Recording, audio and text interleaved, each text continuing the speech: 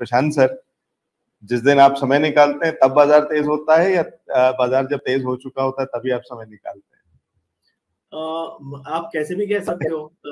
वैसे तो I think अभी बाजार कुछ दिनों तक तेज ही रहेगा, तो उसमें कोई दो राय नहीं है, बट जब रिवर्सल आएगा शायद तब भी हम इसी शो पे जुड़े रहेंगे।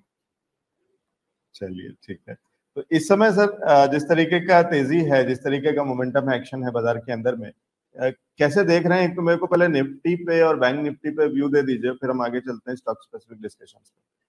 जी अलेक्स जी, पहली बात मेरे हिसाब से निफ्टी एक स्ट्रगलिंग जोन में है, वहां पे ध्यान कम रख के मेरा ध्यान बैंक निफ्टी पे ज्यादा है। और बैंक निफ्टी पे मेरा एक पोजिशनल व्यू है, मुझे लग रहा है कि जब तक सितंबर फ्यूचर्स के लेवल में 39,400 39,350 ये जोन इंटैक्ट है, तब तक आप हर डिप पे बाय कर सकते हो। और मेरा जो पोजिशनल टारगेट बैंक निफ्टी पे बन के आ रहा है करीबन 1 से 1.5 महीने में, वो 44,000 से 44,500 है। मैं बड़े टारगेट की बात इसलिए कर रहा हूँ क्योंकि हम जब भी जुड़े मुझे पता नहीं, बट पोजिशनल व्यू अगर ध्यान में रहे तो शायद लोग उसका फायदा उठा सकते हैं और हर डिप को एक डाउनवर्ड लेवल ध्यान में रख करके बाय करके उसमें उस टारगेट के लिए पोजिशनली होल्ड कर सकते हैं, पहली बात।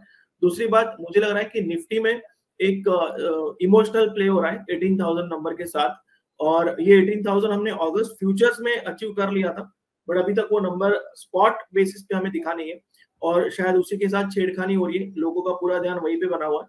बट मुझे जहां तक पता है, मैं जहां तक याद करता हूँ, तो 2021 में भी एक बार शायद हम इसी शो में जुड़े हुए थे, जब मुझसे सवाल पूछा गया था क्या 16,000 आएगा, तब हम 15,300 400 इस जोन में बार बार स्ट्रगल कर रहे थे।